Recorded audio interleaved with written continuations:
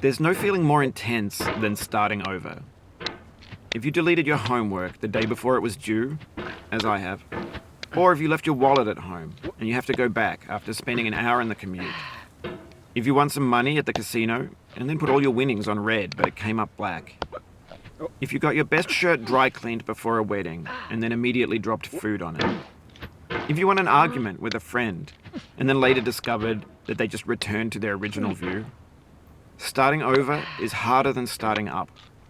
If you're not ready for that, like if you've already had a bad day, then what you're about to go through might be too much.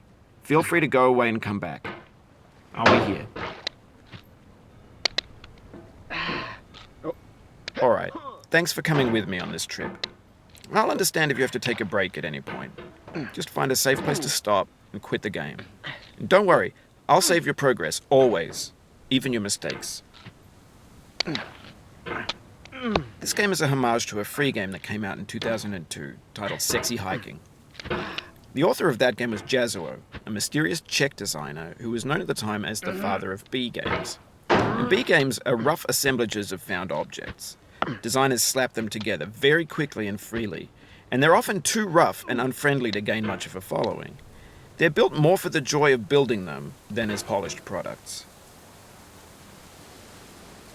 In a certain way, Sexy Hiking is the perfect embodiment of a B game.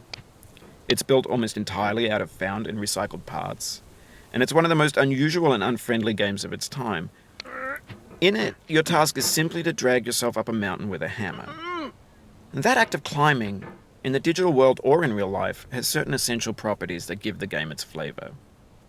No amount of forward progress is guaranteed. Some cliffs are too sheer or too slippery. And the player is constantly, unremittingly in danger of falling and losing everything. Anyway, when you start Sexy Hiking, you're standing next to this dead tree that blocks the way to the entire rest of the game. It might take you an hour to get over that tree, and a lot of people never got past it. You prod and you poke at it, exploring the limits of your reach and your strength, trying to find a way up and over. And there's a sense of truth in that lack of compromise. Most obstacles in video game worlds are fake. You can be completely confident in your ability to get through them once you have the correct method or the correct equipment or just by spending enough time. In that sense, every pixelated obstacle in Sexy Hiking is real. The obstacles in Sexy Hiking are unyielding, and that makes the game uniquely frustrating. But I'm not sure Jazzuo intended to make a frustrating game. The frustration is just essential to the act of climbing, and it's authentic to the process of building a game about climbing.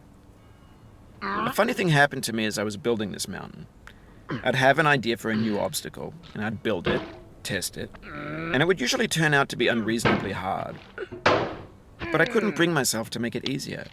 It already felt like my inability to get past the new obstacle was my fault as a player rather than as a builder. Imaginary mountains build themselves from our efforts to climb them, and it's our repeated attempts to reach the summit that turns those mountains into something real. When you're building a video game world, you're building with ideas, and that can be like working with quickset cement. You mold your ideas into a certain shape that can be played with, and in the process of playing with them, they begin to harden and set until they're immutable, like rock. And at that point, you can't change the world. Not without breaking it into pieces and starting fresh with new ideas. For years now, people have been predicting that games would soon be made out of prefabricated objects, bought in a store and assembled into a world. And for the most part, that hasn't happened, because the objects in the stores are trash. I don't mean they look bad or that they're badly made, although a lot of them are. I mean they're trash in the way that food becomes trash as soon as you put it in the sink. Things are made to be consumed and used in a certain context, and once the moment is gone, they transform into garbage. In the context of technology, those moments pass by in seconds. Over time, we've poured more and more refuse into this vast digital landfill that we call the internet. It now vastly outnumbers and outweighs the things that are fresh and untainted and unused. When everything around us is cultural trash, trash becomes the new medium, the lingua franca of the digital age. And you can build culture out of trash. But only trash culture. B games, B movies, B music, B philosophy. Maybe this is what digital culture is. A monstrous mountain of trash, the ash heap of creativity's fountain.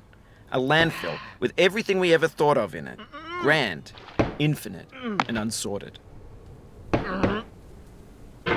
There's 3D models of breakfast, Gen X's fanfic novels, Scan magazines, green screen Shia LaBeouf, banned snuff scenes on LiveLeak. Facebook's got lifelike bots with unbranded adverts and candid shots of Kanye and Taylor Swift mashups, car crash epic failed GIFs, Russian dashcam vids, discussions of McRibs, discarded, forgotten, unrecycled, muddled, rotten, untitled. Everything's fresh for about 6 seconds, until some newer thing beckons, and we hit refresh. And there's years of persevering, disappearing into the pile, out of style, out of sight.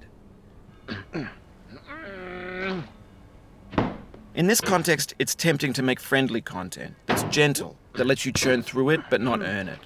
Why make something demanding if it just gets piled up in the landfill, filed in with the bland things?